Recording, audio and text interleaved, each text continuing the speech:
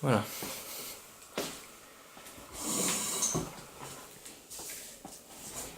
On y va? On y va. Bonjour. Bonjour. Est-ce que vous pouvez vous présenter en quelques mots? Alors, je m'appelle Véronique Bury, je suis conseillère pédagogique en EPS, éducation physique et sportive, et présidente régionale de l'UCEP. Très bien. Donc aujourd'hui, on va aborder un thème particulier qui est celui du sport et des violences. Est-ce que pour vous, le sport doit être porteur de valeur auprès des pratiquants et des encadrants? Alors, je ne sais pas si c'est le... Non, enfin, c'est même pas que je ne sais pas. Je suis persuadée que ce n'est pas le sport qui est porteur de valeur, mais c'est les éducateurs qui l'encadrent, qui sont porteurs de valeur. Et c'est parce que ces éducateurs ont des valeurs qu'ils peuvent le faire passer auprès des pratiquants et des enfants en particulier, qu'ils entraînent. Justement, quand on parle de ces valeurs, est-ce que la valorisation de ces valeurs du sport dont on parle, le respect, la tolérance, c'est finalement un moyen de diminuer les problématiques de violence? Je le pense, sincèrement. Je crois que le sport est un endroit où on peut rencontrer l'autre. Et parce qu'on rencontre l'autre, à travers ce média qui peut être le sport, on est à même d'apprendre ce que signifie la tolérance, ce que signifie le respect de l'autre, le respect des différences.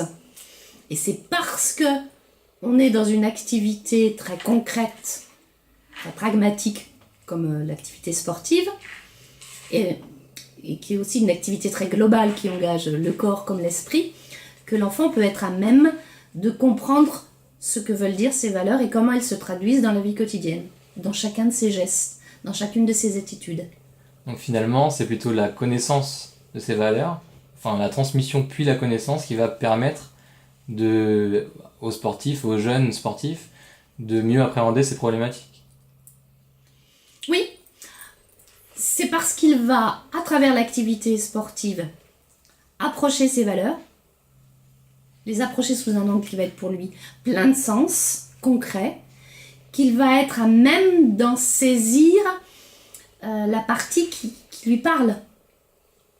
Quand on parle de rencontrer l'autre, eh bien pour lui, il va le rencontrer à travers de l'athlétisme, à travers un match de foot, à travers une activité d'orientation, dans un cadre très précis, et donc forcément bien plus signifiant que simplement il faut être tolérant avec les autres.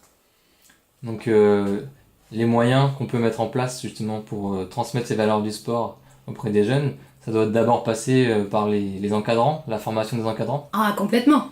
C'est parce qu'on aura... J'aime bien mieux dire le mot éducateur que le mot encadrant. C'est pas... les gens qui ont à cœur de transmettre une activité sportive, ils ont à cœur aussi d'en transmettre toutes les valeurs et tout ce que ça a pu à leur apporter. Et donc c'est parce que ce sont des éducateurs, hein, on parle plus d'entraîneurs maintenant dans le monde sportif, on parle vraiment d'éducateurs, et c'est porteur de sens. Et donc finalement, est-ce que c'est pas justement la transmission des valeurs éducatives par l'entourage sportif, les éducateurs, dirigeants, bénévoles, qui va permettre de freiner ces problématiques de violence qu'on peut rencontrer? Ah, évidemment. C'est le rôle de la structure. Alors comme vous dites, hein, c'est à la fois les dirigeants, les éducateurs, tous ceux qui ont à cœur de transmettre aux plus jeunes générations tout ce que le sport peut avoir de bénéfique dans la relation à l'autre. Donc finalement, c'est pas le sport en lui-même qui est porteur de valeurs, c'est plutôt... Le sport, pour moi, est un vecteur pour la transmission de ces valeurs. c'est un outil.